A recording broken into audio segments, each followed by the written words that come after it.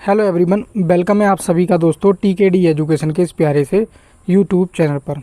दोस्तों, tubewell operator भर्ती की जानकारी पाने के लिए विद्यार्थी लगातार मैसेज और कॉल कर रहे थे। दोस्तों, आप सभी से मैं वीडियो के माध्यम से सॉरी बोलना चाहता हूं। उसका सबसे बड़ा रीज़न ये था कि मैं बहुत थक गया था और थोड़ी सी मैं सो भी गया था और 2 दिन का जगह हुआ था लगभग। तो आप समझ सकते हैं 600 किलोमीटर 500 का 1 किलोमीटर एक तरफ से पड़ता है, पूरी रात का ट्रैवल रहता। तो आप समझ सकते हैं 1000 किलोमीटर की दूरी तय करना अपने आप में काफ़ी बड़ी वो होता है, और ख़ासकर गर्मी जैसे मौसम में।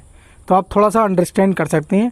तो पूरी घटनाक्रम की जानकारी इस छोटी सी वीडियो में आप लोगों को दूंगा कि 24 सितंबर को दोस्तों सिंचाई विभाग में मैं 11 बजे, सवा 11 बजे या 11:30 बजे के आसपास पहुंच गया था कि 11 बजे यूपी आयोग से काम ख़त्म हो गया था, मंत्री सचिव जी से मीटिंग हो गई थी।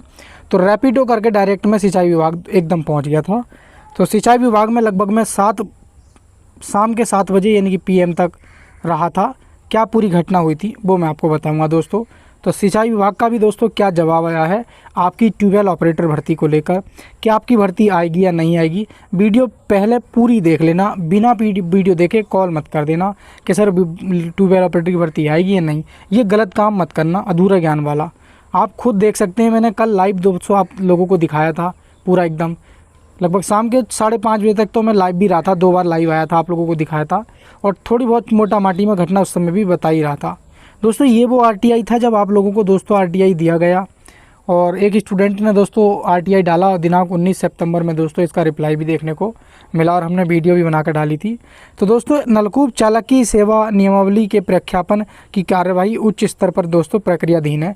इसका मतलब दोस्तों हमें समझ नहीं आ रहा था कि ये कहाँ पर, हालांकि मैं समझ तो गया था कि दोस्तों ये शासन स्तर पर ही ये प्रक्रियाधीन है, यानी कि मंत्री जी के अंडर में दोस्तों आप ये कह सकते हैं, या सीधी तौर पे ये कह सकते हैं कि सरकार जब चाहेगी तब ये भर्ती दोस्तों दे सकती है। ठीक है, तो ये घटना थी। तो दोस्तों बात आती है, जब आप देख पा रहे होंगे ई अनुभाग 12 लिखा हुआ है पीछे, इसका मतलब होता है अनुभाग 12। तो जब दोस्तों आप सिंचाई विभाग में जाओगे तो अनुभाग होते हैं। तो वैसे ही जो हमारे नलकूप चालक से संबंधित जो भी अपडेट इस प्रकार की होती हैं तो ई अनुभाग 12 में ऐसे दी जाती हैं। और हमारा जो RTI का रिप्लाई है सब अधिकारियों के दोस्तों सिग्नेचर होने के बाद ई अनुभाग 12 से दोस्तों ये प्रेषित यानी कि आपको मतलब भेजा गया था इसका रिप्लाई में उत्तर कि भाई इस प्रकार से है। दोस्तों, मैं वहीं पहुंचा और पहुंचने के बाद मेरी जो बाबूजी कहते हैं ना, ऑफिस में सबसे बड़े होते हैं, अलग अलग चैम्बर होते हैं वहाँ पे, अनुभाग 12, अनुभाग 10, अनुभाग 8, तो अलग अलग जेई की भी होती हैं, मैकेनिकल की भी होती हैं, इलेक्ट्रिकल की भी होती हैं, तो उनकी भी वैकेंसियाँ होती हैं, तो उनके भी अलग अलग अनुभाग होते हैं। तो हमारे ट्यूबवेल ऑपरेटर का अनुभाग 12 था, वहाँ पर मैंने पहुँचा। तो वहाँ पर पहुँचने के बाद यही बताया कि जो आपका विभाग ने दोस्तों आपके विभाग ने दोस्तों आपका अध्यादेश जारी हुआ था उस समय, क्या 13 मई को, नहीं सॉरी 14 मई को, 13 मई को तो हम लोग गए थे ना। तो 14 मई को अगले दिन इन्होंने अध्यादेश दोस्तों जारी किया था कि हम पदों को दोस्तों समाप्त कर देंगे। तो विभाग ने दोस्तों इसका क्या है, विरोध किया है। विभाग ने इसका विरोध किया है, और विरोध करने के उसमें ही इन्होंने विपक्ष में मांग की है कि उनके पदों को ख़त्म नहीं किया जाए। मंत्री जी का भी कहना यह है कि हमें पदों की दोस्तों मांग है, ज़रूरत है, हम ख़त्म नहीं करेंगे। तो दोस्तों विभाग ने इसका विरोध किया। शासन स्तर पर दोस्तों एक कमेटी बना दी गई। किसके खिलाफ दोस्तों, पदों को ख़त्म करने के खिलाफ एक कमेटी बना दी गई। वर्तमान में दोस्तों अपनी कमेटी दोस्तों बनी हुई है, कार्य कर रही है। कमेटी को दोस्तों अपनी एक रिपोर्ट पेश करनी होगी। रिपोर्ट पेश करने के बाद ये डिसाइड होगा कि पदों को दोस्तों ख़त्म करना चाहिए या नहीं। ये एक्चुअल में जानकारी है। ये कमेटी जो बनी हुई है शासन स्तर पर, आप कह सकते हैं मंत्री स्तर पर कह सकते हैं, सरकारी स्तर पर कह सकते हैं। तो जो कमेटी दोस्तों आप लोगों की बनी हुई है, तो ये कमेटी ही आपकी दोस्तों रिपोर्ट पेश करेगी, मैं आप लोग बता रहा हूँ। और ये कमेटी के आधार पर ही ये डिसाइड किया जाएगा, यह डिसाइड हो सकता है कि पदों को दोस्तों ख़त्म कर दिया जाए या नहीं कर दिया जाए। ये डिसाइड दोस्तों जो होगा कमेटी की रिपोर्ट के आधार पर होगा। अब बात आती है दोस्तों, उसके बाद दोस्तों आप पूरे उत्तर प्रदेश के नलकूप चालक, पूरे उत्तर प्रदेश के नलकूप चालकों का लेखा जोखा, किस ट्यूबवेल ऑपरेटर के पास आवंटित है नलकूप चालक, या किस नलकूप चालक की स्थिति कैसी है, किसको कितना अलॉटमेंट है, कितनी सीटें रिक्त हैं, कितनी भरी जानी है, कितने कार्यरत हैं, A to Z दोस्तों लेखा जोखा जो होता है वो दोस्तों लालचंद जी हैं ये। मुख्य अभियंता। तो ये लालचंद ही हैं, इनके मैं डिपार्टमेंट में गया, मैंने कि ऑफिस में गया, बहुत टाइम बाद इनसे मुलाकात हुई। तो मुलाकात होने के बाद इन्होंने यही कहा कि क्योंकि हर एक अधिकारी की दोस्तों मत एक जैसी नहीं होती है, सभी कोई सही बात नहीं बता पाता है।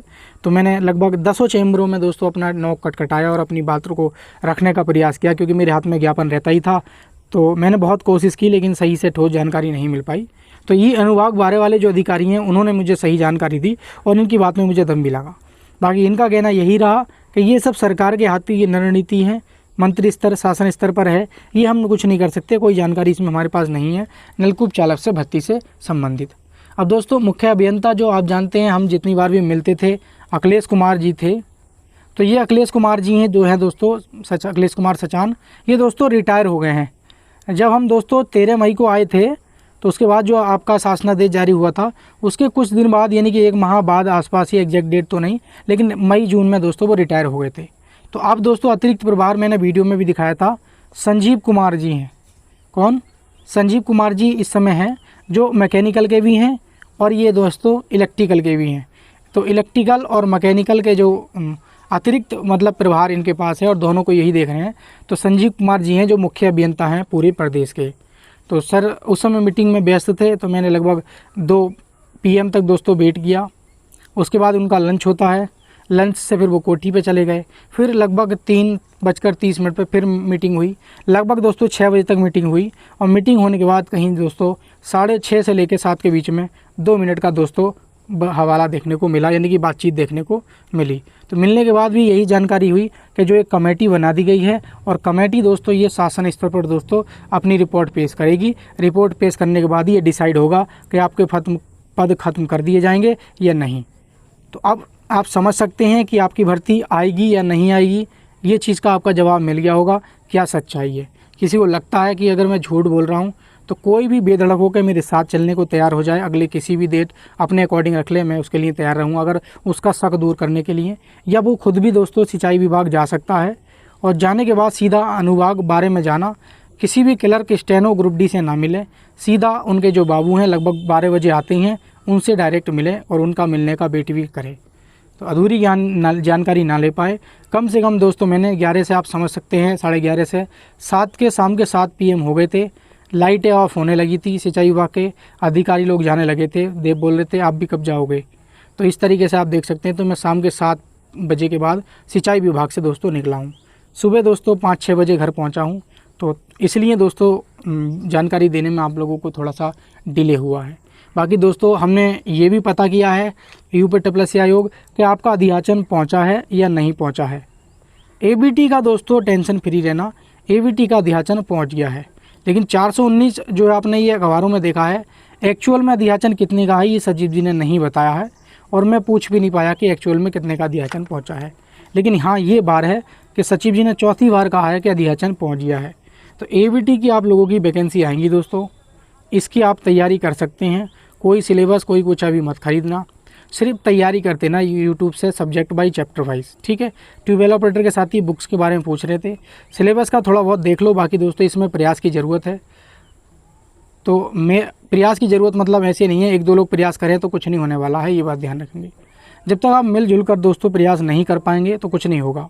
आप सोचो, जाने से पहले आप लोगों को मैं कॉल कर रहा था तो आप दोस्तों कॉल रिसीव नहीं कर रहे थे। आज मैं थका हुआ हूँ और किसी तरीके से जानकारी निकाल कर आया हूँ तो आप कॉल पे कॉल किए जा रहे हैं। तो मैं कैसे 50 लोगों को दोस्तों कॉल पे रिप्लाई दे सकता हूँ? मैं कोई आइटम मशीन तो हूँ नहीं जो सबका बटन दबाया रिप्लाई दे दिया। तो जाने से पहले एक बार आप रणनीति ले सकते थे, सलाह दे सकते थे, या हो सकता है वहाँ बड़ी संख्या में पहुँच सकते थे, लेकिन आप लोगों ने ऐसा नहीं किया। जब आप इस तरीके, कुछ स्टूडेंट है भी ऐसे भी हैं जो बोल रहे हैं हम आ रहे हैं 8 बज गए 9 बज गए, हम इस स्टेशन पे हैं। जब दोस्तों 10 बजने को जा रहे हैं तो बोल रहे हैं सर आपकी बात हो गई हो तो ठीक है, नहीं तो हम आए ना आए। तो ऐसे स्टूडेंट भी हैं दोस्तों। तो आपको कैसे नलकूप चालक या किसी भी विभाग में सरकारी नौकरी मिल जाएगी? तो आप ये चीज़ थोड़ा सा गलत है और आपकी स्वभाव और सोच बहुत गलत है। ये देखा करो कि कोई एक इंसान इतनी दूर से हमारे लिए आ रहा है, प्रॉपर वीडियो बना रहा है, तो ये चीज़ें देखा करो, ठीक है। तो आई होप दोस्तों आपको जानकारी सारी समझ में आ गई होगी नलकूप चालक की क्या इस समय पोजीशन है। आप आगे खुद निर्णय ले सकते हैं। बाकी आप कमेंट कर सकते हैं, कोई आपको बोलना है कुछ, सही बात किसी को कुछ कहनी है, हो सकता है किसी की बात सही निकले और कोई, या आप लोगों के पास किसी के पास और कुछ एक्स्ट्रा जानकारी है, या आप खुद भी जा सकते हैं सिंचाई विभाग, अपना दबाव डाल सकते हैं किसी भी स्तर से। मेरा जो सपोर्ट चाहिए होगा मैं हमेशा दोस्तों देने के लिए तैयार हूँ ट्यूबवेल ऑपरेटर के साथियों के लिए, हमेशा निष्पक्ष निस्वार्थ। कोई गलत सोचता है तो सोचने दो, मुझे कोई फ़र्क नहीं पड़ने वाला, मैं जानता हूँ दोस्तों इस चीज़ को। तो जय हिंद प्यारे साथियों, मिलेंगे नेक्स्ट वीडियो में।